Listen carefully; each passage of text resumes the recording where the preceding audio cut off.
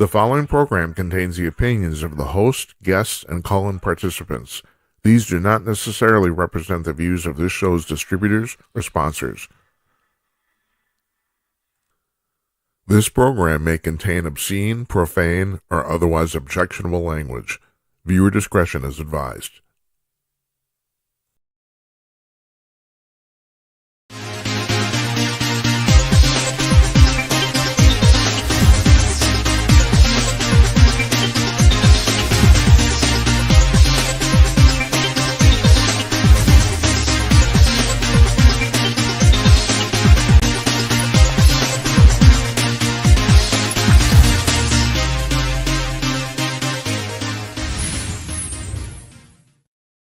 Yes, it's me again. It's the guy with the giant head on your computer screen.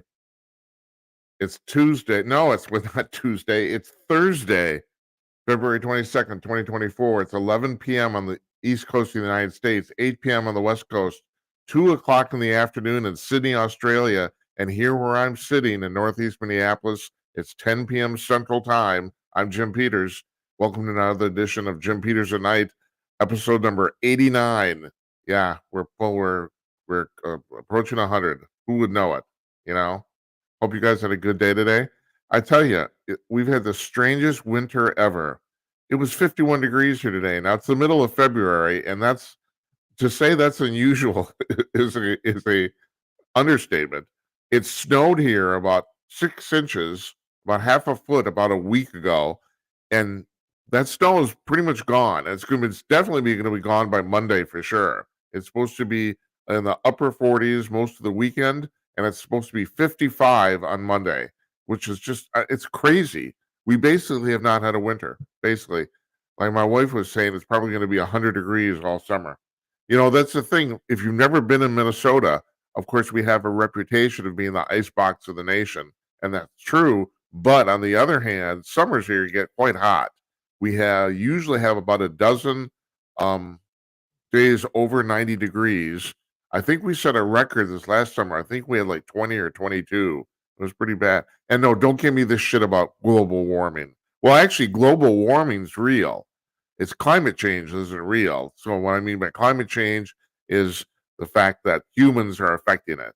No, global warming is real. The world's been warming up for 300 years. That's true. But I want to point out that the first half of those 300 years, there was no industrialization on the planet. None. And it warmed up anyway. Geez, I wonder why.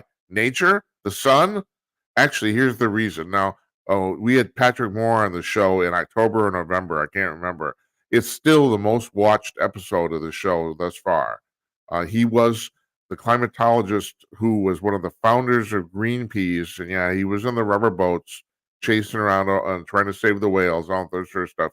And he quit Greenpeace because he decided that it was becoming a money-grubbing organization, which he's right. He thought that basically all organizations that become that large basically end up living just for money. And that's my experience too. But also because of the fact that he's a trained climatologist, a scientist, and he said he came to the realization that global warming was complete crap. And he's written a book about it. It's called, oh God, it has a really weird title. It's on our blog at jimandnight.com. We have a link to it.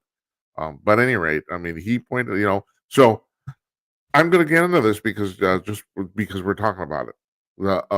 So the primary reason the world's actually warming up has to do with the wobble of the Earth's revolution around the sun. And it's determined by the other major planets in the solar system, pretty much the same way the moon determines the tides on Earth. So you got Jupiter, Saturn, Uranus. Actually, all the planets have an effect, but those are the three big ones. And they pull and tug and push on the orbit of the Earth. The orbit of the Earth around the sun is not uniform. It isn't. So sometimes we're closer, sometimes we're farther, and that, on a long-term basis, determines whether the world is warming up or cooling down. That's the thing. Now, you may say, "Oh my God, it's terrible! Battery Park, New York City is going to be underwater." But there's another. The downside to that too is that we've had three ice ages on this planet, and one was only 10,000 years ago. So, and those of you who know anything about your history, you know, the Egyptians only started their civilization about 7,000 years ago. It wasn't that long ago. And in the 1970s, there was a whole bunch of scientists who were saying we're heading toward another ice age. You know, so you might want to just count your blessings in the fact that the world's warming up. But no, the world is warming up. That's global warming. That's true. Climate change is bullshit. Okay, you got that from me. If I accomplish, there's two things I want to accomplish with the show. Well, three. One is I want to give voice to a whole bunch of interesting people, and we have been blessed so far to have a whole bunch of really good guests on the show. We're batting way above our station. I gotta tell you, we are. We had Michael Harrison on for World Radio Day. He was the guy, the point man for the UN, the United Nations. He came on this show. It's like, okay, fine, that's good. You know, now tonight our guest is Mark Tapscott. He's the congressional correspondent for the Epoch Times. And I've said this a million times. I didn't even say this during the interview. We taped this interview this afternoon. That the Epoch Times and the Wall Street Journal are the only two newspapers in America worth paying for anymore. I really do believe that. And we don't link to the Epoch Times because, like the Wall Street Journal, once you get past the front, everything past the front page is behind the paywall. So that you can, unless you're a subscriber, you can't access it. You can access the front page, and that's it. And of course, to sign up. That's all. But anyway, so he's been doing this gig for 40 years. He's 70 years old. He's 2 years older than me. I told him I hope he wasn't insulted. I think he's the only guest I have on the show regularly who's older than I am. But not by much either.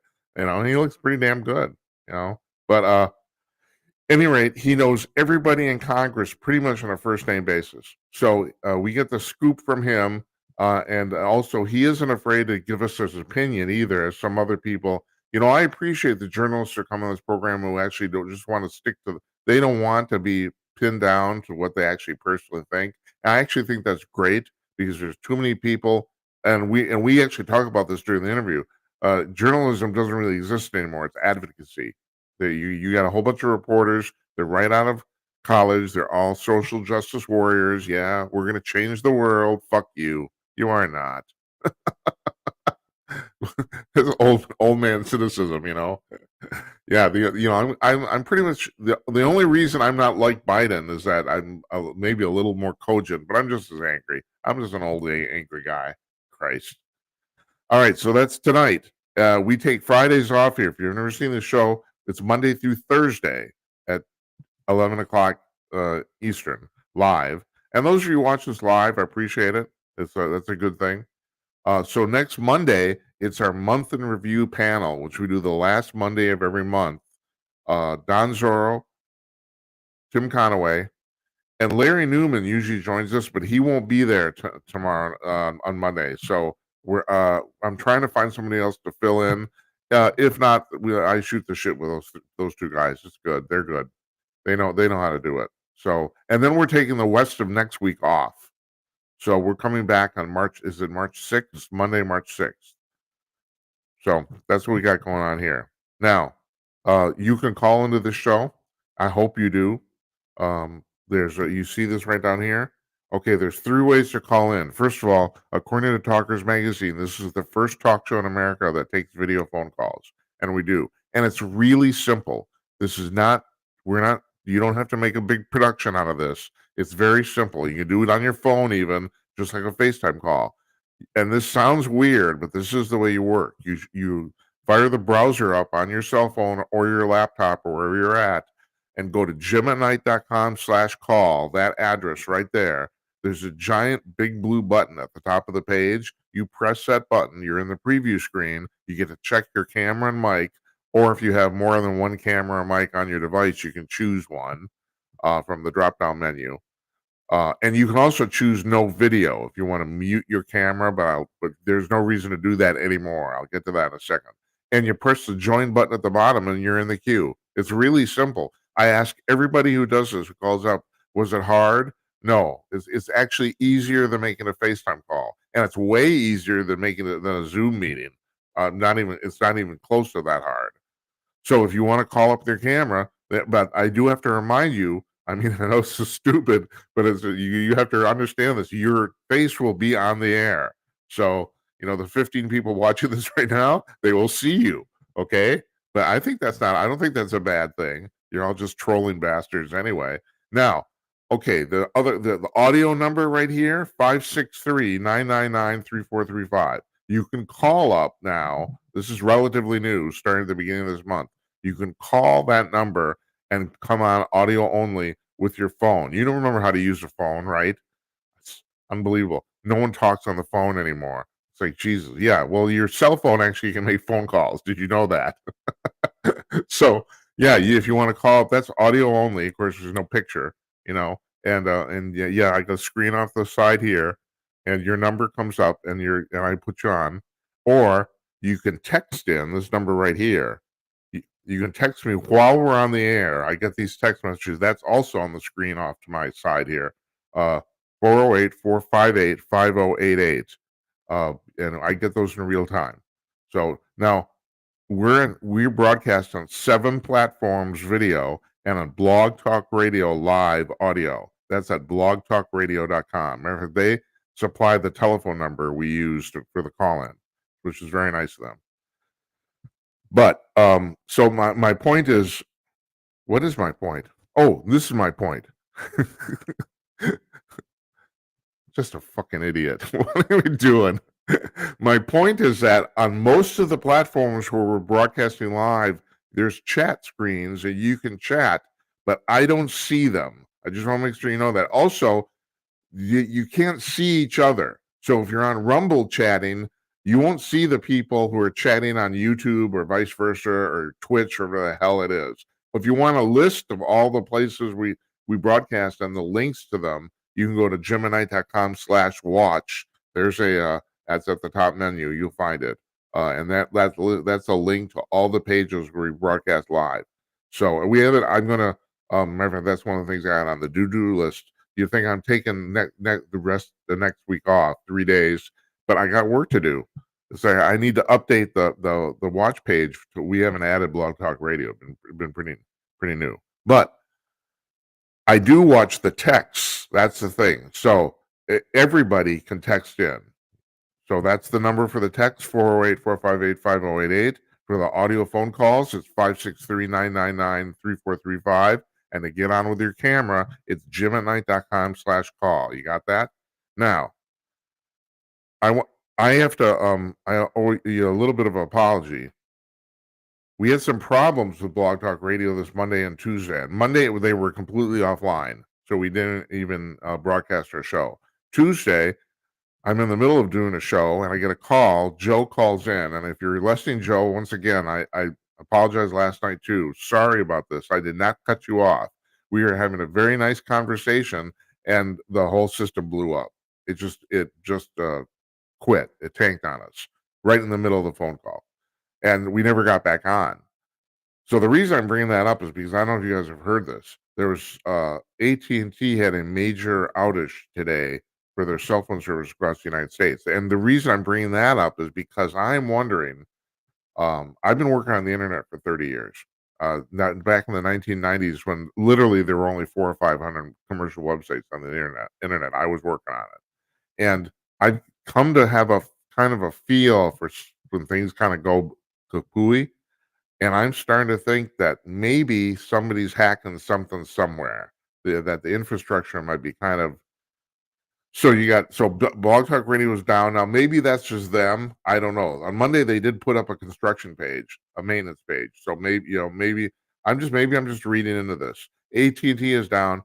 There are people who thought earlier today that also Verizon and T-Mobile were having problems, but that turned out not to be true. It was just that people calling from AT&T to Verizon and AT&T and T-Mobile phones weren't getting through. So they thought there was something wrong with those, but no, it turned out that wasn't true at all. But on the other hand, what also happened on Monday and Tuesday, which is kind of funny if you ask me, and we gotta get Jazz Shaw back on our show. He's a reporter for Salem Media Properties. He reports on both politics and sci-fi stuff, and also the UFO stuff. That he's the UFO guy for Salem Media. But at any rate, and he wrote, we're going to get to this in just a second too. He wrote an article for the Debrief, which is a very, very high tech website, about the fact that the government is still lying about UFOs, and basically at this point we have proof. But at any rate, so the reason I'm bringing that up is Jazz uses Chat GTP. He's a subscriber, and I don't know if you know this, if you ever tried it. You can use Chat GTP for free, but basically it's so overwhelmed with traffic you can't get in. I've never been able to get in. I gave up. But he has a subscription. If you pay, you have priority access, and he does. But the reason I'm bringing that up is on Monday and Tuesday, apparently Chat GTP went completely off the rails. it was spewing just nonsense for 2 days, and apparently some of it was quite funny too. But yeah, it was none of it made. It was putting out stuff that didn't make sense. It was putting out links to websites that didn't exist. It's like, yeah, it just completely blew up. And I'm starting to wonder, after 30 years of doing this, I'm starting to wonder if something's going on. You know, there's the press this afternoon or this evening, people are starting to speculate, geez, did we get hacked by the Chinese or whatever? You know, well, I got to tell you, it wouldn't surprise me. It wouldn't. And the internet is a strange thing. You have to understand, it's completely decentralized. I remember years and years ago, my father-in-law, God bless his soul, rest in peace, we were we were trying to explain to him what the internet was, and he said, "Well, where's the headquarters?" And I said, "There isn't one." And he said, "No, there has to be. Where's the headquarters?" And finally, my wife just blurted out Atlanta, just to get him to shut up. But you know, it's a decentralized network. The internet was started as part of the U.S. military, so the military can communicate with each other, and it's strictly designed. It's deliberately designed so that if one of the nodes of connections goes out, the traffic automatically reroutes. That's the reason. That's the reason there is no headquarters for the internet. You know, so that from that sense, the internet's kind of hard to hack. But there's 7 servers located in various parts of the United States, and I know this because I know one of them is actually here in Minneapolis, and I actually know where it is, and that's supposed to be a secret. But these are called the master DNS servers, the master DNS servers. So the thing is, when you type in a domain URL like Gemini.com, that actually translates to a number, the IP address. So the thing is, so the domain name system was grafted onto the IP number system to make it easier for people to get around. And there's 7 servers in the United States that handle that translation. So if you type in Gemini.com, I gotta admit, I don't off the top of my head know what the IP number is for a server. I don't know. But if you type in Gemini.com, your request gets routed to the nearest server that's up and running anyway, and usually they always are. And I guess that's the point here that I'm getting at.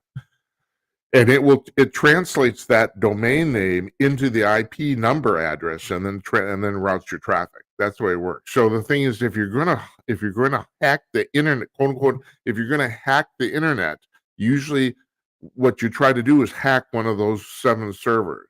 But once again, the internet is designed so if one of those servers goes down, the traffic goes over to the next closest one geographically. So it'd be tough to shut the whole thing down, but you can really fuck it up. You know, I mean, anyone who knows what they're doing could do this, and I think the Chinese probably do. And I'm this is entirely speculation, but I just have the feeling over the last few days that somebody's been fucking with something. And I might be wrong, but I have to tell you, in the past, I haven't been. So I don't know. I don't know what's going on here. Now, speaking of all this, and maybe you read this made the news too, about the fact that Google released on Monday the test beta for a new AI program they have called Gemini. So they released it, here, try this out, test this. Well, so people very quickly realized that it can generate images, and apparently it doesn't know what a white Caucasian male is because No one could get it to generate one. And if you actually ask for, give me a picture of a white Caucasian male, it'll spit back text to you that's saying, well, that's really racist, and we're not going to do that. I read the text it spits out, but that's basically what it says. So, but people try to work around and said, well, like for example, I just think this is nuts. So somebody asked it, all right, give me a picture of an NFL quarterback. And it says, sure, here's a picture of a diverse NFL quarterback. Here's diversity. And it was an Asian woman in a football uniform. No fucking lie. Okay, so this goes on for a while, and Nate Silver over at 538, and he's a good liberal guy. He's on the liberal side. At first, he thought he didn't believe this, so he said, "I'm going to do some checking around." So he went and tried it. He came back on Twitter and he said, "Yeah, they're right. Yeah, I can't get a white Caucasian male out of it either," and nobody could. And finally, it was really weird. Was it a softball game or volleyball? It was something, and I remember the volleyball thing because volleyball is one of the few sports in America that's predominantly female. That and softball, frankly, you know. And I think they got pictures of white men playing volleyball, but that was like it. I mean, people tried and tried, and finally, Google came back and said, "Well, we're sorry, it's all fucked up." They took it offline. Now, I can laugh at this, and you can laugh at this, but the fact is, and I talked about this a few days ago. I can't remember if it was last week or on Monday or something, about the fact that, I mean, there's people who are saying that if I that AI has the ability in 2 to 10 years to actually start killing people, humans, and that's not. And my first reaction to that is, or I would say my adolescent reaction, adolescent probably being like when I was 55. It's just it's scare tactics, or people are just being overly afraid or whatever. But now, after um, Trump derangement syndrome, I don't doubt anything anymore. I was going to say, so another thing that happened the last few days, which I haven't had a chance to talk about, is the fact that the whistleblower that now we got to make sure I get this right. The whistleblower for the people who said that the Ukrainians paid the Biden family $10 million has now been indicted by the FBI because they say this guy lied, even though supposedly he was always touted as a highly credible source. And at this point, I gotta admit, I don't believe he's lying. I think the administration will do absolutely anything to cover their butt, anything. And I just don't believe it. Now, the terrible thing about that is I don't believe anything.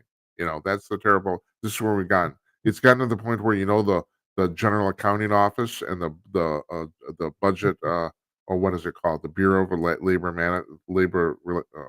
of Statistics, right? The Bureau of that compile the numbers monthly for the American economy. I'm starting not to believe those numbers either. I've become so cynical, both doing this, and I'm the previous editor of Conk News for 3 years, and that was I was out of the journalism business for a long, long time. I don't consider what I'm doing here journalism, folks. This is not journalism. I'm a guy just yakking on the radio and on YouTube here for 90 minutes. That's what I'm doing. So this is not no, I'm not trying to fool anybody here. This is not journalism. But what I didn't when I got into the editing at Conk News about 3.5, 4 years ago now, I was skeptical, and I'd like to think I was somewhat hardened and surely cynical. But since I have seen so much shit go down the past 3, 4 years, I mean, basically, I can't stress this to you enough. The government is everybody in the government is lying to you. And I'm not just talking about, this is a conservative oriented program. I'm not just talking about liberals. The Republicans are lying to you too. Everybody basically is lying to you. I don't have sitting politicians on this program. We do not invite them because all they do is lie. They will just lie just to get reelected. That's it. They will say whatever they think you want to hear. It's all bullshit, and I won't even have them on. I won't even bother. In the When I did radio shows and podcasts for Calling News, in that 3 years, I had only one sitting politician on the entire time. And that was a very unusual circumstance. I'm not going to get into what that was. It was a very unusual uh, a bill that somebody was proposing. And yeah, that was it. He was the only single person in 4 years that I've been doing this. I won't do it. I'd make an exception for Trump. I'd love to interview Trump, and I have questions for him that no one has ever asked him. That's the reason. But and Trump is not a sitting politician, but I include people running for office in that too. Nikki Haley, no, wouldn't bother. You know, um, Dean Phillips, who's running for president. Robert F. Kennedy, maybe because he's a really really interesting guy, but still, I just like I don't, and I don't know. It's interesting, and Jeff Meyer, and will run the Cong News is now the sponsor of this program. Uh, they, Jeff Meyer and I've talked about this before. Robert F. Kennedy and Tulsi Gabbard hold kind of a special place in American politics because even though I don't I don't agree with most of the policies either one of them espouse, I would have no trouble with either one of them being president because I'll be honest, I trust their judgment. And when I mean judgment, I'm talking about like if, if push comes to shove and somebody needs to push a button for a war, I would trust their ability to push it or not push it and when to push it. That's the thing. I do. I just think, and I have a friend of mine, very liberal friend of mine, who said he couldn't support Robert F. Kennedy because of his stance on the vaccines. The, that's all right. You're never going to find a politician you agree with 100%. You just aren't. So I have if in some alternate universe where Robert F. Kennedy won the presidency, I have no trouble with that at all. None. Certainly it's way preferable to Joe Biden winning again. No question. You know. So and Tulsi Gabbard, same thing. It's like, she's actually quite liberal in her policies. For example, she supports universal basic income, which I do not. Although that said, I think there's and you guys don't want to hear this want to hear about this at all.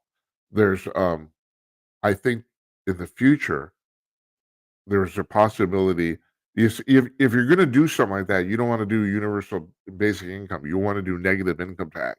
That's what Milton Friedman suggested back in the 1960s. So okay, here's the difference. Universal basic income, everybody in America gets $1,000 a month if you're over like 18 or something like that. Now that's bullshit. We can't afford to do that. We go broke in a year. The whole country would default. But negative income tax is this sort of thing. If your income is above a certain level, you pay income tax. If it's below a certain level, the government pays you a proportionate amount. Got that? That's doable. And I think we might have a problem here. I don't think it's going to be in my lifetime. I hope not. But things seem to happen faster than they always think. That we're gonna have a problem with employment. I think there's a good possibility that AI and the computerization and um, the technology on the planet is gonna put many people not only out of work, but they're gonna be unable to find a job. And when I could see this to the point where half the people of working stamina and age in the United States don't find employment. And you know what happens when you have a whole bunch of people that don't have anything to do? Crime. So at that point, it might be worth the trouble to give them some money. Now, I know if that makes me the worst conservative on the planet. I understand that. I know, but to me, it's pragmatism. You have to. Anyway, if you can call them and tell me what you think, but you can't do this very second because right now I'm going to run a commercial. Well, actually, let's call it an endorsement. Okay. All right. So we got oh man, I got a little bit of bug in the system here. Uh there we go. There we go. Now I'm over here now. I'm over here. All right, this is the front page of Kong News. So, Kong News is a news aggregator. Oh, the page just flipped over, and that's really interesting because here's the deal. So every 3 hours, by algorithm, they have servers that go out and collect news from 75 different news sources, and they lay them out on the front page. It's literally there are some other pages here you can see at the top. They're at the menu, but really it's a one-page website for all practical purposes. So 75 news sources contribute articles to Kong News, and the algorithm and the servers grab it all, lay it out. All these photos here. Well, you have a Vice logo on the left there. That's from hotair.com, and we're gonna talk about that in a little bit. Vice News is basically pretty much almost going out of business, and that does not surprise me based on what I know. Uh, yeah, but anyway, the photos are from the articles that they're referencing. The headlines are not rewritten. They're the headlines of the articles, and if you click either a photo or a headline, you go directly to that article on that website. Now, I don't know if you can see below the Vice logo there. There's a tiny little logo in the corner on the left there. That's the Hot Air logo. So that if you click on the little logo, you go to the front page of the website. But so those are it references, you can see where the articles are from. It's this if you're a news junkie, you can't get any better take of the news than this. You just can't. And it's free, totally free. You know, they run some advertising. There's some advertising on this page, but it's free for you to use. I use this all the time. I used to work there. It's a great resource. It's like I say, if you're a news junkie, it's like a sexual experience, and it is. And of course, I'm 68, so how would I remember? I don't know. I have no idea. Anyway, check that out. It's at conk.com, conk.com. Okay. All right. So now I'm going to play the interview we did with Mark Tapscott this afternoon. And when we come back, so the way this program works, you've never watched it before. I do about a half hour monologue, like we just kind of did, and then we interview a guest, usually live, not always, but especially the people on the East Coast. It's 11:30 at night there. Most of them don't want to do live interviews, so we offer to do them in the afternoon. It's always the day of. And then we do an interview, the half hour to an hour long, and then after that we have the C block, and I talk about usually paranormal shit, science stuff, UFO stuff, that sort of stuff. That's what we talk about. So that's the layout of the show. And Mark Tapscott's going to come on now, and believe me, you're going to like this. This is pretty cool. Here we go.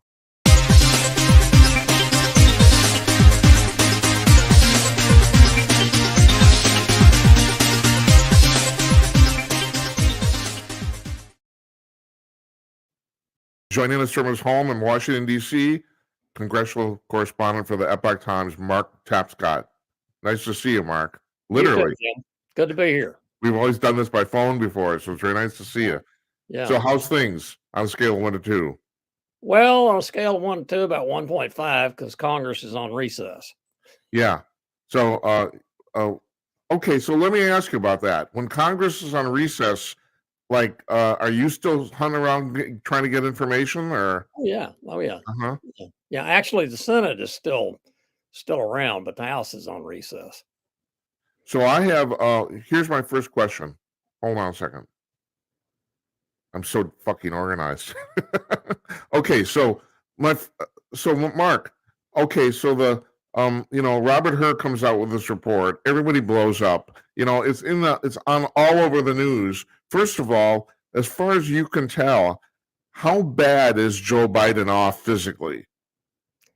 Well, I haven't had any direct personal contact with him because I don't cover the White House. But I have to say that when I read Hur's comments in the report, I wasn't surprised because, everybody in America has seen, all of the video of the president stumbling on the stairs up to Air Force One and falling down on the stage at the Air Force Academy. I mean, that's been happening a long time. So I doubt, frankly, that anybody was surprised. They certainly should not have been. And why? So why aren't the Democrats? Well, I don't know. I'm making a presumption here. I shouldn't. Are the Democrats going to do something about this? I think they are. They're not gonna come right out and say it. But you just got too many comments in the last month. From former Obama campaign people, for example. Yeah.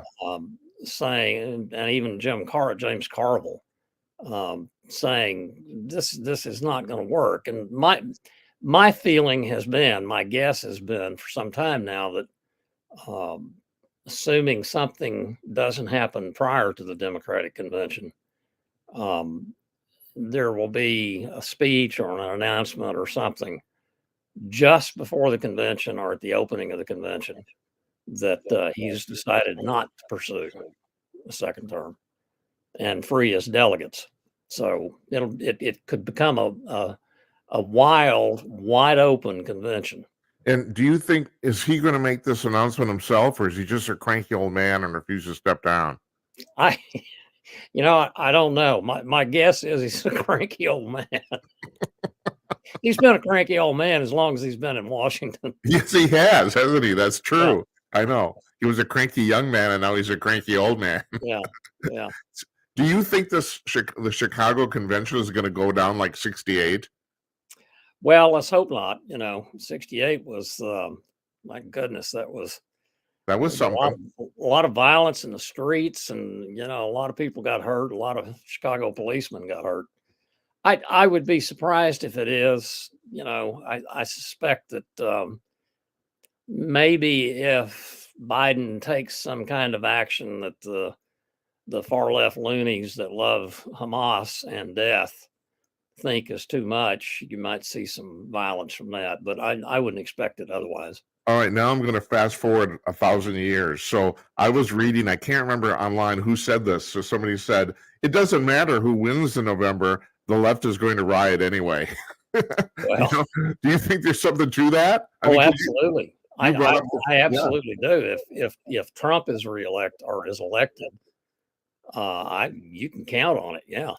Yeah, but Biden, I mean, like you were talking about the Hamas thing, they don't like him on that either.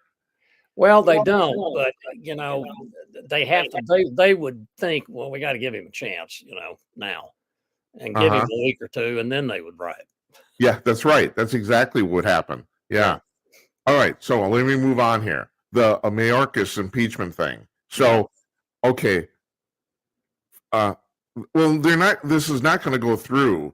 So the question is it worth the trouble that they did this? Oh, Jim, that's the big question that everybody is, well, maybe not everybody, but lots of Republicans anyway on the Hill in both the Senate and the House have debated for some time. Because, on the one hand, you have folks like the chairman of Homeland Security, Congressman Mark Green from Tennessee, who insists that, look, the record is clear, it's voluminous, and it's persuasive that for whatever reason, Secretary Mayorkas violated his oath of office by not enforcing federal law as written by the Congress and signed into law by whichever president happened to be in office at the time.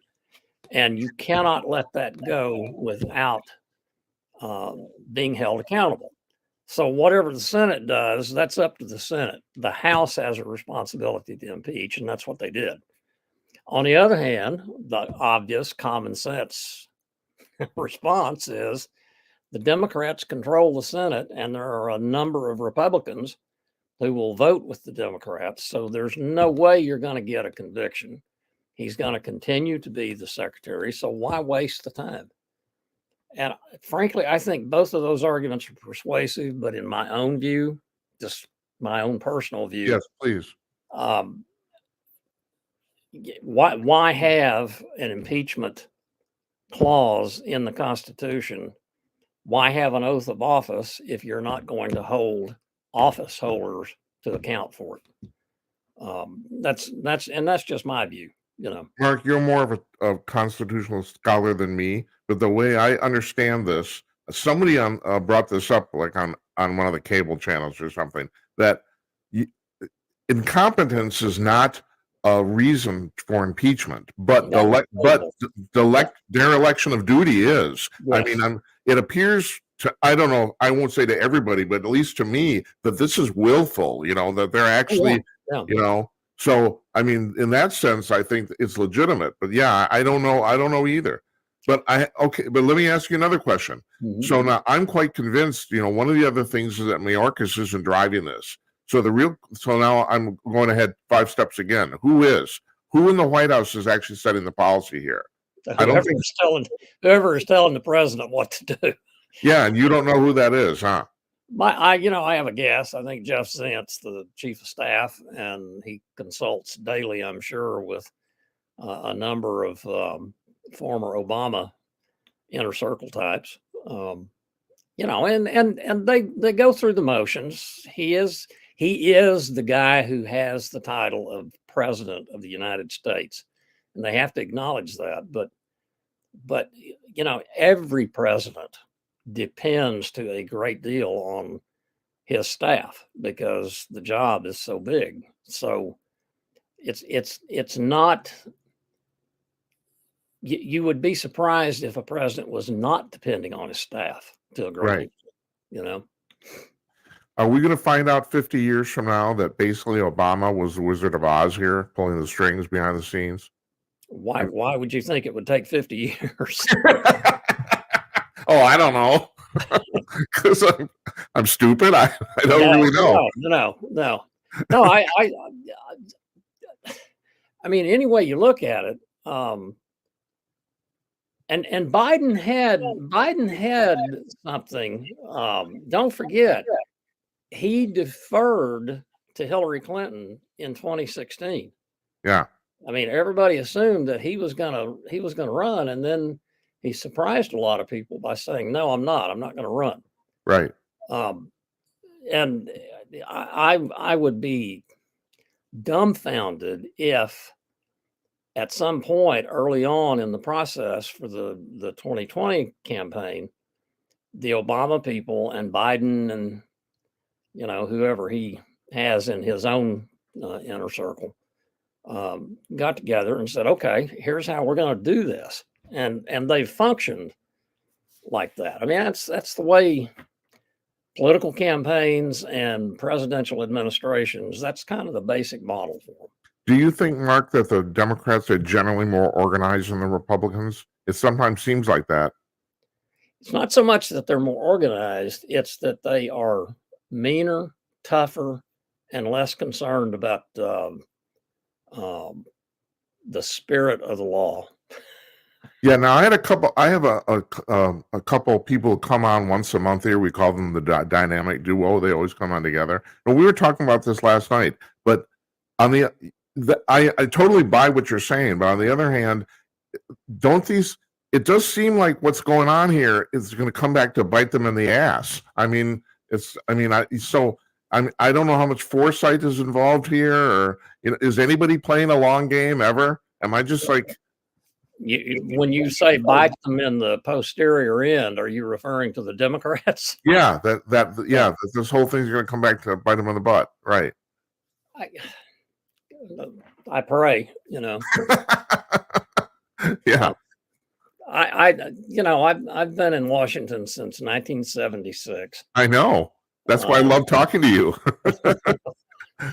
Well, in the judgment of some people, that makes me an old fart, Yeah, well, I'm an old fart, but you might be the only. No offense, you might be the only person who ever comes on the show that's actually older than me. So, I think by 2 years, but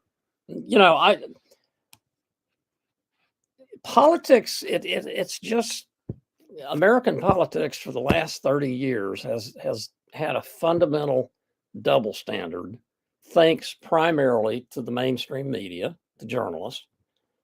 Democrats are treated differently than Republicans are. You really, you really began to see this with the Iran-Contra scandal and Reagan back in '87. You'll recall that the coverage pretty much assumed that Reagan knew Reagan was responsible and Reagan was therefore criminally responsible. Now, what he was responsible for was never all that clear. That's true. And that's the reason I have a hard time buying it, but whatever, go ahead. But that was the standard, Yeah. and it's progressed from that point to today. Basically all Democrats have to do is say the name Donald Trump, and what the next sentence is going to be: guilty. Yeah. Right. I mean, and I think I'm simply observing what any open-minded person has been able to see for a long time. There is this double standard at work. Yeah. So, you have any thoughts on this $355 million judgment that just came down? I mean, if I'm interviewing you, but I'll tell you, I just think it's absolutely ridiculous. But well, it's unconstitutional. Yeah, it is, isn't it? It violates the Eighth Amendment, and it clearly does. Right.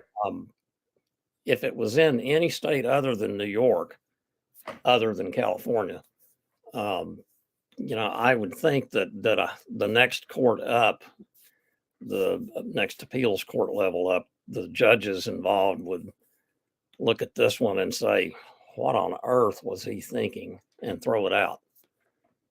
But it's New York, so you don't know. And it's going to depend, I think, ultimately on how quickly Trump can get it to the Supreme Court, assuming he can get it to the Supreme Court. Well, talking about coming out to bite people in the ass. So I had Jeff Meyer on. He's a businessman. And I was asking him about this, about the fact that my thing about this judgment is that I think they've really done a disservice to business in New York State in general.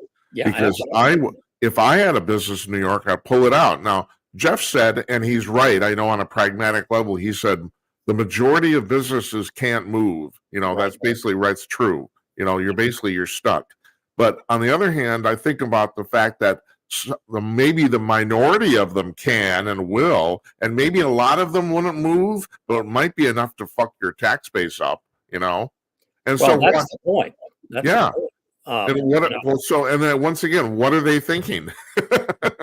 Well, it's the biggest businesses that have the most ability to transfer operations, or to do like Elon Musk did, transfer his corporate filing from Delaware to Texas.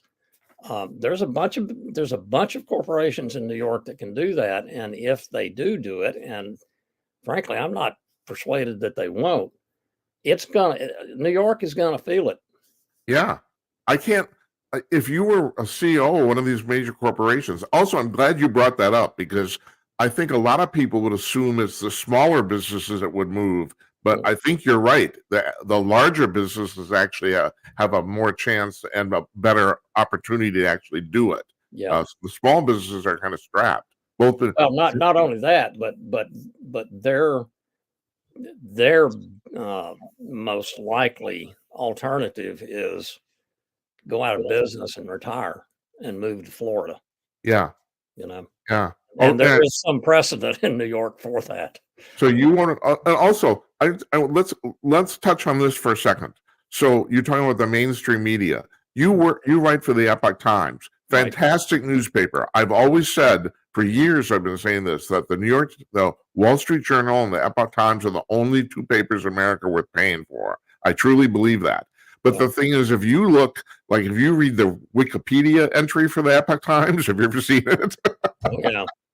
You guys are just evil communist bastards, and yet you're the only thing that about the Epoch Times that's the least bit unusual is that they're against communist China. But who the fuck isn't? Well, it's interesting you mentioned that, Jim, because I worked on Capitol Hill for 3 years. Then I was in the Reagan campaign in '80 and was a Reagan political appointee for 5 years. Then I became a journalist, and I've been a journalist ever since. But my first reporting job was at the Washington Times, which was owned by another Yeah, right. Asian religious figure, Uh-huh. Reverend Moon, and to this day, my favorite evaluation of the importance of the Reverend Moon of the Washington Times was Wes Pruden, who was the editor, an old newspaper guy from Arkansas. He said, "Hey, listen, Reverend Moon is not the first publisher I've worked for who thinks he's God." And that's been my experience as well. Yeah. Let me get to this. You wrote a story called, hold on. House Budget Chair Jody Arrington leads amicus brief in support of Texas versus the United States. Yeah. All right. So now you've probably seen this online too. There's a lot of people all of a sudden talking about, are we going to have a civil war? Are we going to have a civil war? All right. And my answer to that personally is no, that's bullshit. Except the possible exception is I could see the U.S. federal military lining up against the Texas National Guard at the border. Do you think there's any chance of whatever happen ever? I tell you, Jim, I pray not. Seriously. Oh, yeah, so do I. Yeah. Come to that. Right. And not simply because my family is from Texas. And though I was born and raised in Oklahoma, I consider myself an Okie by birth and a Texan by blood, and proud of both. And I know how people in Oklahoma and Texas, and they're very similar. There is a spirit of independence there that even today is marked. I mean, you just feel it when you're there in Texas. Oh yeah, I go to Texas regularly, and I've always said it's the only place in America where you can tell it used to be a foreign country. Yeah, well, you know, and it's full of people that don't mess with Texas. Yeah, they mean it. I know that, and it's the very reason I'm bringing this up. I know that. Yeah, but I have to give Biden or whoever some credit on this issue, because when Abbott said we're going to replace whatever wire you guys cut, the expectation, I think, from a lot of people was that there was going to be a confrontation between the Texas National Guard and the Border Patrol. That didn't happen because, number one, Biden didn't federalize the Texas National Guard, which the Texas National Guard, frankly, if he had tried that, would have, I'm convinced 95% of them would have raised a middle finger. Right. And said, we ain't doing it, buddy. Yeah. But he also did not force the issue. And, there's a court case going through the court system right now. For whatever reason it was, that was a good decision by Biden, because it let things kind of simmer down a bit. There's no question in my mind, especially if you read Arrington's, and it was not just Arrington, there were 50 some other Republican House members that signed that amicus brief. There's no question in my mind that Abbott and Texas are correct. The Constitution assumes that a state has, as a matter of sovereign right, has the power to defend itself if the federal government fails to. Right, exactly. And that's the key point. Yeah. So by extension, I'm kind of glad you brought this up about the fact, trying to give Biden a little credit. As my personal opinion is that the Biden administration has been an absolute disaster with one exception, and that is, and maybe there might be a lot of people watching this who totally disagree with me. At least so far, I don't think they fucked the Ukrainian war up. And also, I could almost even say that about the Israeli-Hamas thing, although they look dangerously close to fucking it up. But so far, it's we are not in World War III, and everybody's and if I have to give the president some credit, that would be where it would be. I mean. Yeah. Well, it may be that I can't say that I disagree with you. I'm not sure that I agree with you. Yeah, I know. It's because the thing is it willful? Did they do, or they just, that's a problem. Yeah, I understand, right? Yeah. They have actually stumbled into doing the right thing. Right. That's right. I know. But you're correct. That's right. I know that. I know. All right. So you also wrote another article recently called "The Two Biggest Issues That Will Drive Voters to the Ballot Box in 2024." And I'll just the kicker is their immigration and abortion, right? Yeah. All right. So the Republicans have a problem with this abortion thing. The public is generally for limited, restricted abortion. It seems like, Yeah. No, I So think that's accurate. how do they handle this? Well, that was exactly the point of the story. The conventional wisdom, including certainly in the mainstream media and among an awful lot of Republicans in Washington, is the way you handle it is you compromise at some 15 weeks, whatever, and you allow abortions prior to that. And in most cases, they will say this needs to be a federal law. Yeah. People forget, well, if you make it a federal law, then Congress would then specifically have to tell the Supreme Court your decision in Dobbs does not apply anymore, and the Congress can do that. Yeah. There is a growing amount of evidence, and I'm forgetting the Mitchell Brown, the Republican pollster who makes this case. There is a tremendous amount of information that, yes, abortion is an emotionally powerful issue for millions and millions of people, but there are millions and millions and millions of people in America for whom the fear of what is happening to our country because of the open border is even more powerful. Yeah, that's true. And therefore, number one, Republicans, according to Mitchell Brown, don't panic on abortion. It's not. Don't assume that you're going to get beat because you take position A or position B on abortion. There's something more important that people are more concerned about. Well, it's easy for me to say that because I'm not a pregnant woman. I'm gotta be honest. I don't think it's that big a deal myself. And also, I mean, I'm not the only person to point this out.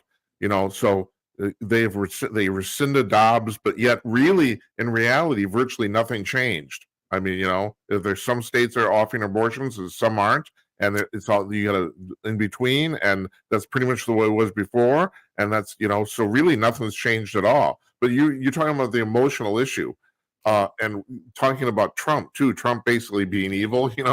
Yeah. I find this interesting, and that is, I couldn't give you a dozen reasons why I think Biden's a bad president. If you ask the standard liberal in America why, what's with Trump, they'll tell you, well, Trump is evil. But if you ask for an example, they really can't come up with any. Yeah. I don't understand. I mean, it's to me, half the populace is completely voting off their hot-headed feelings and no rationality at all. Yeah. Trump derangement syndrome among Democrats reminds me of the stereotypical Republican businessman back in the 30s and 40s that hated Franklin Roosevelt. just hated him. It's the same kind of thing. Mark, I brought this up, and a lot of people who come on the show disagree with me, but I even see that with Clinton. In some ways, I look at Clinton as the Democratic version of Trump. The conservatives hated his guts, and they went through that impeachment, and they had no chance of getting that through. Right. I mean, people forget this. They didn't even get a majority of the vote in the Senate, let alone the 2/3. Don't forget who was the Senate Majority Leader. It was a Republican, Trent Lott from Mississippi. Yeah. Okay. And he told Gingrich ahead of time, if you guys go through with this, we are not going to convict him. Yeah. The Senate Republicans, they did not want that to go through, and it did. And you're going back to Roosevelt. I mean, I think you can go back 30, 35 years, and the standard stereotypical Republican has changed markedly since then. Yeah. I mean, you're right. Those guys were kind of like they were kind of held close to the fist. It's like, we're rich. It's like, you guys deal with it, and now it's the stereotype of the parties is basically flipped. Yeah, it has to a great extent. It's interesting you mentioned that, Jim, because when I was growing up in the 50s, 60s, and 70s, there was a transformation of the typical Republican voter from that kind of Republican stereotype to the middle class, fundamentally middle class Reagan Republican and Reagan Democrat, who were very much they were the power, if you will, of the center of American politics. Um, then that changed. Thank you, Clinton, Bush, and Obama, in that period where government got so much bigger and they told us so many things that in retrospect seemed not to be true, that people stopped trusting the government, stopped trusting the media, stopped trusting a lot of our institutions. And you get this switch where the guy who used to be a middle class Republican, Reagan Republican, is now a Trump populist. Yeah. And the Democrats, they got all the money, you know. You know what really fascinates me, Mark? You're talking about the mainstream media. All right. Yeah, you and I know they lie through their teeth. A lot of other people know that. But the thing that's really struck me is how the average person has caught onto this. I mean, they are basically being bombarded with propaganda on a daily basis, and yet about half the country's figured out this is all bullshit. And that kind of fascinates me. I mean, like, you know, is that because of the internet? I mean, or I don't know. Why does this happen? I think in great part it's the internet, because you'll recall back in 2000, 2001, 2002, along in there, when the internet really, social media was really beginning to come into its own, and blogs were especially powerful. And CBS did a story. Dan Rather was the commentator, that alleged, based on an unnamed Texas source, that George W. Bush his dad had got him out of going to Vietnam, and he ended up being a pilot. That story was blown out of the water. Well, Rather lost his job because of this. Dan Rather lost his job. Yeah. Because basically a couple of bloggers, conservative bloggers, did the research that CBS didn't do, or CBS ignored, and figured out that the memo that supposedly was the proof was manufactured. You know, it was fake. And that's why Rather lost his job. It was a fake memo. And CBS took a tremendous hit. And I think that really started a snowball effect with the public in terms of the declining credibility of journalism. And I'm a journalist. I love journalists. I love journalism. I love doing reporting, but I hate what journalism has become. Well, it is a journalism anymore. It's advocacy now. And not only that, nobody really does any background checks. Nobody, you know, the thing that amazes, you know, I don't know about you, but like 30 or 40 years ago, you could pick up the New York Times. You'd be lucky if you found one typo in any one edition, you know? Now there are no proofreaders. Now it's like the grammar's gone to hell, the spelling's gone to hell. It's like, and you know, and no one seems to care. And I don't know. This is just one little example, you know, that's about people not doing any research or anything like that, you know? Well, you know, it's just standards in general have been gutted. I sit and I watch the White House daily news briefings. Mm-hmm. And this has been the case under Republicans and under Democrats. With Trump, you didn't get the obvious follow-up question. You got a protest kind of thing, you know. With Biden, you don't get the obvious follow-up question. You get something else, or you get nothing. Journalists don't think in terms of Okay, how do I ask this question so that I can extract the maximum of useful information that people in the public need to know? They don't do that anymore. Yeah. That's Mark, what news people are supposed to do, is get it information is. from government. I know, and it is amazing how I'm once again I'm just amazed that the public has caught on Yeah. like so thoroughly to the fact that basically most of this is bullshit. I Yeah. mean, you know, I'm going to let you go because I promised you half an hour and I got half an Oh my hour. goodness. Yeah, We're at half an hour. I know. I keep track of this stuff. That's part of my job, Mark. Well, That's listen, what it let's is. do this again sometime. Yeah. Oh, yeah. Absolutely. I love talking to you. I really appreciate you doing this. Okay. All righty. We'll see you soon. You take care. All Bye right. bye.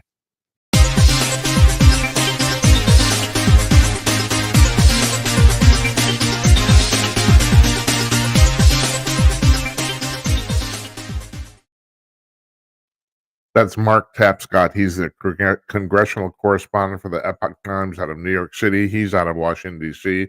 He's on the Hill pretty much every day.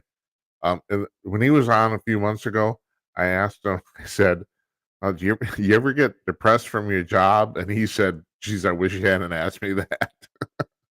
I still thought that was pretty funny. Yeah. I enjoyed that. I don't like looking at myself. I'm just a big freaking old brute on TV, but whatever. He looked pretty good. Yeah, and yeah, he's I mentioned that as I mean, I don't want to, I'm not trying to belittle him at all, but I think he's the only person that comes on the show regularly that's older than I am. So, but not by much either. Okay, so anyway, that was great. That was fantastic. I hope you liked it. I did. I watched that. I actually watched it because I did it, but I watched it. So yeah, okay, that's all right. That's some information there.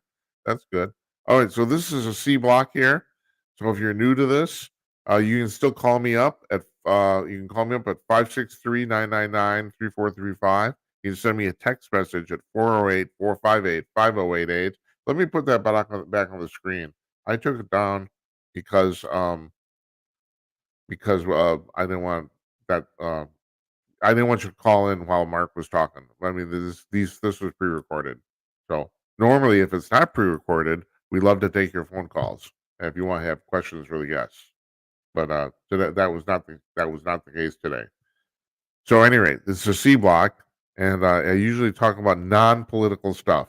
Matter of fact, here's the deal.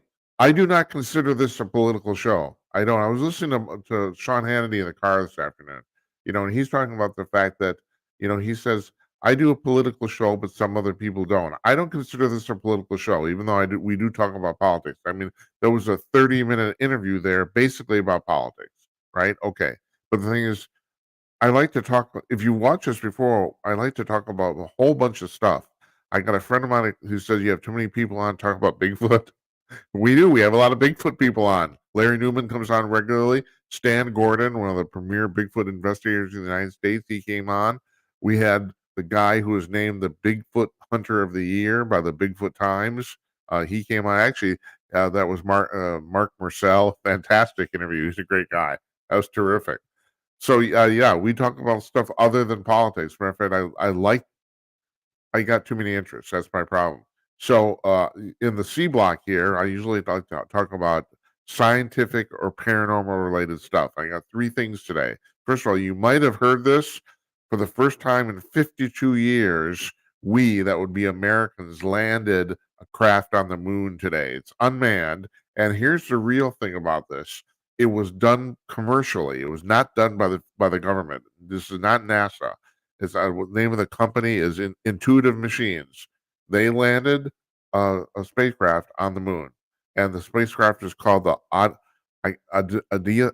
Odysseus probe. Do I have that pronounced right? I can't.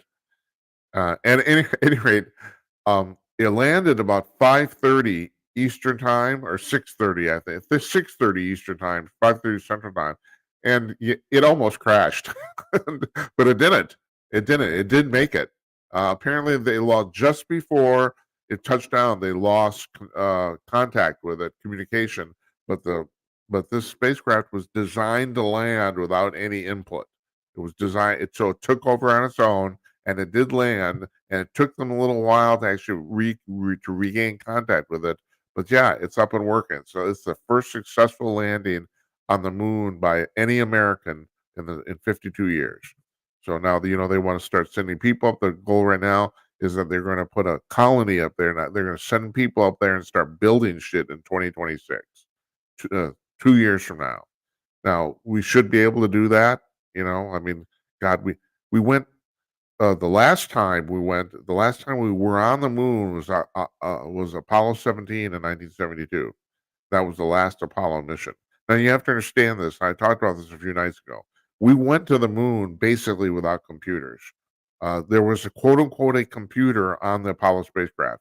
It was basically a calculator. It had 2K of memory. All it basically could do was add and subtract, multiply, divide. That was what they had called a computer. The people on the ground, slide rules. Now, I still remember slide rules. I still remember using them. It's crazy shit. It really is. Because the thing about slide rules, they're really cool, but they're also highly inaccurate is not the right word. They're imprecise. That's what they are. So now we have real computers. So we should be able to do this. I have a friend of mine who works at NASA who's told me point blank, he said, we can't do this anymore. This place has become so bureaucratic, we can't get our shit together. He actually told me that. So I don't know, but they're gonna, they're gonna do it. And the idea is they want to put a base on the moon to help them get to Mars. Okay, fine. And we're flying rockets. It's like, I mean, we're not gonna what's the word I'm for? Conquer the cosmos with rockets. I mean, that's not going to happen. All right, and speaking of that, so I'm going to jump ahead here to a story. My friend Chad Shaw, who's on the show regularly, he's the weekend editor for hotair.com, a Salem media property. But his role at Salem, he's a weekend editor for Hot Air, and for the entire corporation, he's also the science and UFO guy. So, Jazz, we found each other. I call him my brother from another mother, because that's basically I talk about politics and UFOs. That's what we do here. And so him and I had very similar paths. I've been on the UFO beat for 30 years. I've been telling anybody for the last 30 years that that we have crashed extraterrestrial spacecraft. And then in December 2017, they write about that in the New York Times, and everyone says, Jim, how did you know? And the thing is, here's the deal, folks. Here's how I knew. Government documents. And okay, well, how come no one else knew? I don't know. I certainly don't know why the press never reported on this. I mean, the evidence is just absolutely, it stinks to high heaven. There's hundreds of government documents that talk about crashed extraterrestrial spacecraft. I shouldn't say that. Let me be precise here. They talk about crashed UFOs. I know of only one single document in the public domain that actually talks about aliens, and that's on the FBI website in their archive. There's a memo from I think 1952 or 53. Some guy out in the field somewhere sent a memo back to the home office, and the memo basically says it's a 4-page memo, and it basically says, well, we got this crashed extraterrestrial spacecraft and these 3 dead aliens. What do you want us to do with them? That's basically what the memo is. And for years, it's the single most read thing on their entire website. There's like 1 million documents there. This is the single most read one. And people, say, well, my God, isn't that proof? And that's proof that the aliens exist. And the FBI says, oh no, it was just a whole misunderstanding. There was no aliens. There was no crashed spacecraft. It was all bullshit. And that's bullshit. Come on, who sends a memo? What did they? It's like the thing at Roswell. All right, so I got to be honest with you. There's a possibility the thing that crashed at Roswell was not a crashed extraterrestrial spacecraft. Everyone just assumes that, but there's a possibility it wasn't. But we know something for sure. Something crashed. That's what we know, that absolutely for certain. And here's another thing we know for certain from circumstantial evidence. It was not a weather balloon, because the amount of debris from that crash was way, way more than even they're talking about these Project Mogul weather balloons that were like 17 stories tall or whatever it was. Doesn't matter. They're still Mylar balloons. It doesn't matter how many you pile up. It's like you don't get that much debris, you know? So, I mean, that's bullshit. We know the government lied. Now, the other thing is, we know the government lied because they sent the press release out. The Roswell Airfield sent the press release out saying they had the crashed extraterrestrial spacecraft. The next day, they sent another press release out saying, "Oh, we made a mistake. It's just a weather balloon." No, well, something crashed, but it's not a weather balloon for sure. So why did I bring that up? I brought that up just to talk about the fact that, yeah, the government did lie for sure, but no, but there is a possibility it was some top secret project they still don't want to talk about. Whatever. Okay, so the reason I'm bringing all that stuff up is we have, like I said, the only thing I've ever known for years is that we have at least 6 and probably 9 or more crashed extraterrestrial spacecraft. We have them. Now, whether the government's figured out how they work, that's the problem. And Jazz and I, the last time Jazz was on, we talked about this. There's 2 distinct schools of thought on this. One is that they have reverse engineered this shit and they are flying around the solar system and they're not telling a soul. That's the one story. The other story is that no, they haven't been able to figure it out at all and they're too embarrassed to tell anybody. That's the other story. And I don't know which one's true. I do know this, those Tic Tac things they were talking about that in the New York Times that everybody was talking about flying around the Nimitz and the Teddy Roosevelt and the aircraft carriers and all that sort of stuff. I think there's a good chance, I'd even say a probability that those are actually ours. And we're saying, well, no, they couldn't do that because it's like they're flying against the military is flying against itself. No, the military would do that because you got to understand these are highly, highly secret black projects. So most of the people in the military don't even know about them. That's exact. People say the military will never do that. You're putting naval personnel at risk by flying shit around that they don't understand. No, the black projects, that's exactly what they would do. They want to see if anybody in the military, if anybody in the Navy is going to figure it out. So it's very unusual. I don't know what the answer to that. But then again, here's another thing. So, I can sit here and say, well, they won't say they're extraterrestrial spacecraft. They just call them UFOs or UAPs or whatever the hell they come up with now. But if Christopher Mellon, who was the deputy secretary of defense, I can't remember, second deputy, it's like one of those undersecretary things, anyway, he did that. And he wrote an article about a year and a half ago, and I can't remember what it was for, a defense publication, if I'm right. And the article said, well, here's the problem. No one in the government wants to say the A word, and the A word is aliens. Nobody wants to say it, and he's right. Nobody does. The government. There's another 2 schools of thought on that too. That it's been presumed by people who study this that for years there's been a huge struggle within the Pentagon of whether they should tell the public about this or not. And you're thinking, well, why wouldn't they want to tell the public? Well, here's a couple of reasons. One, they're afraid people will panic. They're still, Jazz and I kind of disagree on this. He thinks it's not that big a deal anymore. My thing is, yeah, maybe it's not for Americans, but for the rest of the world, because you have to understand. I mean, if they tell Americans, we're telling everybody. There's a lot of people across the planet who might really freak out. There's people who cannot handle this. I mean, you go back to 1938, the War of the Worlds broadcast. Now that's been blown out of proportion. The amount of panic that happened, but there was panic, especially on the East Coast. I don't know if you know the story, War of the Worlds, but that actually happens in New Jersey. And in New Jersey, all hell broke loose in northern New Jersey. People were literally running for the exits, So it was not that bad across the rest of the country, but it did happen, And there's a lot of people who think, I mean, Orson Welles never addressed this while he was alive. There's a lot of people who think that the government asked or paid him to do that broadcast just to see if they wanted to see what would happen. That's been the conjecture, and it wouldn't surprise me at all if that's true. So there's that. On the other hand, this is another way to look at this too.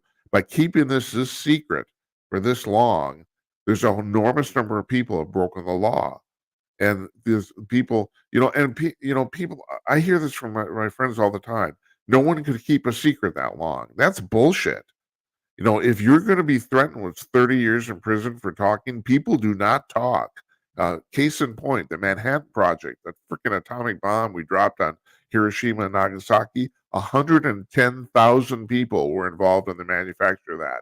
Not a single one of them squealed. Not one.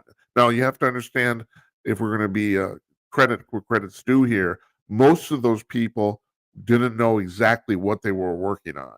They didn't. But some of them did, and no, nobody told anybody. There wasn't even people, even picked up some weird conversation in a bar. Even that didn't happen. Yeah, you know why? Because you're going to go to prison for 30 years if you do it. It's a very, very good incentive to shut the fuck up. It's easy not to talk. I mean, I'm not going to tell you what's going on. It's very simple. I have a friend of mine, and he's passed, unfortunately, now, but he had a top secret security clearance with the U.S. military, with the Pentagon. His job was, he was a writer, and his job was to take highly complex scientific projects and boil them down into like regular, human speak, so that the generals, the non-scientists, could understand what was going on. That was his job. And first of all, he gave me a really good example. He said that one day, and he lived here in Minneapolis. He flew to Washington regularly, but he lived here. He said one day they sent a plane to pick him up. They took him, I think he said it was in Delaware. I can't remember. They flew him out to the middle of a cornfield, and he drove out there in a limousine, and another army general, drove out so they could have a conversation, because they wanted to make absolutely certain that the conversation was not bugged. And they said the only way they could do that is to do it literally outside. So they drove him to the middle of a cornfield in the middle of nowhere, so he could talk to this general outside of the car. The other thing he told me, he said, "Jim, you would not believe the shit the military's doing." I just said UFOs, and he said, "No, way worse." I don't know what that is, but he told me this. He was he had one of these security oaths too. He said if he told me what he knew, and they found out, they'd kill him. That's what he told me. Now, they don't advertise the fact they're going to kill people, but he said, yeah, they'd kill me. Yeah, if I told you. And they knew, and they found out. And yeah, so, I mean, who knows? But this is the thing that's going on right now. So the thing is, we have these, the article that Jazz wrote is called "More Evidence the Pentagon Has Always Lied About UFOs." I'm going to put this on our blog this weekend. It's on mysteriouswuniverse.org, which is a fascinating website. I have subscription to it. I get a lot of the paranormal news I use here on the show on that website. And he's talking about something called the Indiana incident, which happened on October 3rd, 1958. And what it was a passenger train going through Indiana, some small town. I can't remember what it's called, Mono or something like that. And this train was followed for about an hour by 4 flying discs. And he said that excuse me. It was, if I'm right, it was a passenger train, but it was empty. There were no passengers on it. So it's just the crew of 6 people. And the conductor and the head engineer, the pilot of the train, they had flashlights, and they were flashing their flashlights at these UFOs. And he said it was obvious that the UFOs were responding to the flashes. He said it was very obvious these things were intelligently controlled, and it went on for an hour. And because of there were only 6 people involved, but they're all highly credible. Remember, one of the guys was a longtime pilot in the military, like he'd been flying for 30 years or something like that. Anyway, Jazz's point here is that this never really got written up. It actually did get filed to Project Blue Book, but either they lost the file. He said he found it actually in some Pentagon archive. It was stuffed in a bunch of other stuff. He said a lot of these files are very disorganized. He thinks that they deliberately buried it, but based on what I read from it could have been accidental. I don't know. But the thing is, it's not accidental. They seem to lose all the really good shit. That seems to what up till recently, anyway. Now they actually have a system in place where pilots and military personnel can actually report UFOs. It's not for the public. People thought when they did this, they thought it was a public website. It isn't. It's not for the public, but it is for military personnel. They have a website set up now where you can report a UFO sighting. So I was going to say one more thing. I can't remember what it was. At any rate. And finally, okay, I'm going to bring this up tonight too. This is a really interesting thing. They have invented water batteries. So now, okay, this is the way this works. That is, most batteries, like in a Tesla. So you have to understand when they started building Teslas, and they're still doing this. There's not one giant battery in the Tesla. The Tesla is filled, completely stuffed to the brims, even like in the window struts everywhere with standard bullshit lithium batteries, hundreds of them. That's the way and they're all wired in series, and that's how they get this to work, right?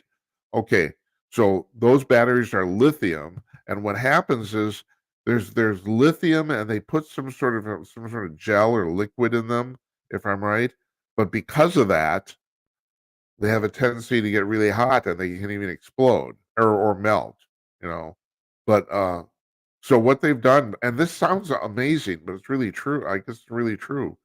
They have replaced the lithium with plain ordinary H2O water. Their batteries are run off water. Now the thing is, they don't work very good yet, but they said that the path to perfecting this is really, really clear cut, and they know what they're going to do. And they said in a few years' time, they're going to have these batteries will work just as well as lithium batteries will, and this will be a total game changer because lithium is extremely hard to mine. It's rare. They got a bunch of Malaysian children in the desert out in Africa working in these mines for like 50 cents an hour. I mean, it's brutal. It's terrible. It's almost slavery, to get this lithium. And the Chinese own some of these mines, and they own the lithium, and we're buying it from them. Are essentially our enemy. If they can get this to work, my God, I mean, this is going to be amazing, just incredible. I just realized the reason I started talking about the whole UFO thing about it is going to the moon. So I will. So the thing is, if they figured out, I've said this before, we actually know theoretically how to fly faster than the speed of light. We know that. Why aren't we doing it? It takes a ridiculous, unbelievable amount of energy. Matter of fact, it would take more for a small spacecraft. It would take more electricity than is generated on the entire Earth. It's really amazing. But how do they do that? Well, you're saying, well, how does a bunch of gray aliens who are 10,000 years ahead of us, how do they figure this out? Bob Lazar, and you can go and look, if you search the YouTube for Bob Lazar, you'll find this. In 1992, in 1989, he said he was working on crashed spacecraft at Area 51. It completely blew the thing open. You have to understand that before Bob Lazar, nobody even knew what Area 51 was. So it's not just that he said he worked there. He basically revealed the whole existence of that place to the public. In 92, he did basically a lecture for the camera. I don't think there's an audience there. I've seen it. It's still on standard def. It's a really bad bullshit picture, 4:3. But he filmed this lecture on how, based on his work on these spacecraft, how they worked. Now the interesting thing about this is that, well, first of all, Lazar claims to be a trained physicist, but there's no record of him attending any of the schools he said he attended. Now, that said, George Knapp, the investigator from the TV station KLAS in Las Vegas, he said that even though that's true, there's no record of him attending. He said he found a whole bunch of people who said they went to school with Bob Lazar, as in the physics department, a whole bunch of them. So, I mean, this seems to be a common process. That is, If the government wants to discredit you, one of the first things they'll do is wipe your academic record. I have no idea how they do this. I mean, I suppose it's pretty simple. You call up, you bribe a couple people in the office. I don't know, just delete this, and we'll give you $10,000. Okay, fine. How many people want to do that? And you wouldn't even know why the importance of what you're doing. All you have to do is delete a file. Oh, okay. He has no academic record anymore. But and also the other thing is in this lecture, in this demonstration he does, there's a whole bunch of stuff he did that in 1992 made no sense to the physics community. He was basically mocked. He was laughed for this. They said this is all bullshit. One of the things he said that these spacecraft were powered by element 115. That's the number on the periodic chart. And in 1992, element 115 did not exist. The periodic chart did not go up that high. But there's another thing about element 115. If you go up the periodic chart table of elements, the farther up you go in the numbers, and the numbers, I got to remember this, the numbers correspond to the number of protons in the element. If I'm right, is it protons or neutrons? I can't remember. But at any rate, yeah, it's protons, I think.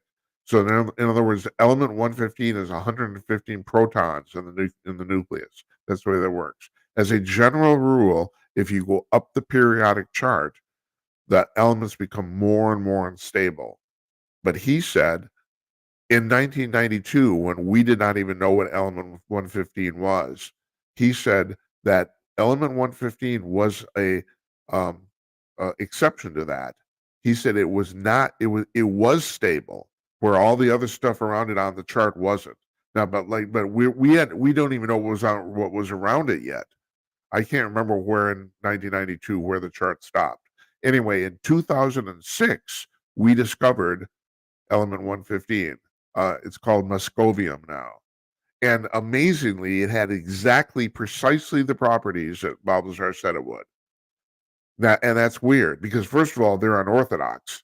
So it's like you wouldn't pull that out of your butt and just say that shit. It's like, so there's that. And so Bob Lazar says that these spacecraft were powered by basically the engine or the propulsion system was about the size of a washing machine. And he said what it was is they bombarded element 115 with electrons to turn it into element 116, and then with element 116 they bombarded that with antimatter. Now, if you think atomic and nuclear weapons are powerful, it's literally, he said they were literally only exploding one molecule at a time with by pairing it up with antimatter. And this little device, relatively little, the size of a washing machine or a large microwave oven, he said it was perfectly constructed to contain this reaction. And you could blow up, the whole solar system with a reaction like this. I mean, this is really, really powerful shit. But that's how they generated the electricity to fly these spacecraft. That's how they did it. But you don't want to make a mistake with that crap. We did a story on here a couple weeks ago about the fact that there are people. There's a theory in quantum physics that there's an unlimited number of universes, and at any moment you can switch from one to the other. That's the theory. And matter of fact, that's the theory about. I got a friend of mine who says we had somebody on here talking about Bigfoot being able to change planes, and I've never heard the end of it. But that's the way the theory works. But there are people now who think that at the CERN collider, the Large Hadron Collider in Switzerland, which is the largest particle collider on the planet, and why are they colliding molecules? Well, because when they hit each other and they break apart, we get to see what's going on. That's the way that works. There's people who think that by running the collider with certain elements or molecules in it, that we have actually altered the space-time continuum. Like not just for Earth, like the entire universe. But it's just crazy shit. But if you know anything about quantum physics is nuts. It makes no sense at all. and this is the new frontier of science. It is, but it's been proven at this point. Quantum physics is real, so I don't know. I could talk about this forever, and I probably shouldn't. So all right, all right. We're off for the rest of the week. We don't do Fridays here, so we're coming back on Monday. And on Monday, we got our month in review panel. I know Tim Conaway, Don Zor are going to be here for sure. I'm going to try to. Larry Newman can't make it. We're going to try to rope one other person into it. Maybe not. Whatever. And then I'm taking Tuesday, Wednesday, Thursday next week. Essentially, the rest of the week off. So this is a one-man operation. I got work got to do. This is my retirement job. Anyway, I want to thank you folks for watching. It's been very it's been very gratifying. We have this week we busted 2,000 followers on Rumble, and considering the fact we've only been doing this for 6 months, that's pretty damn good. It's like we have several shows on Rumble, quite a few that have had several thousand people watching. The interview I did with Patrick Moore, the climatologist, is the single most watched show of the series this far. And if you're interested in watching any one of them, at least for the content, I mean, we're good at screwing around too. The Halloween episode was pretty funny.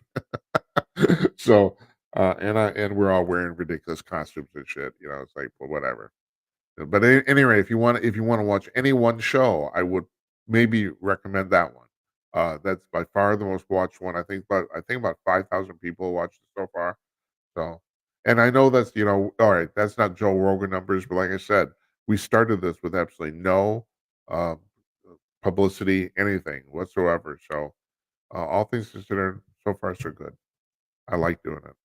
I hope you like watching. I'll see you on Monday. Good night, Esperanza. Good night, Uncle Donnie. And good night to you wherever you are. Have a nice weekend.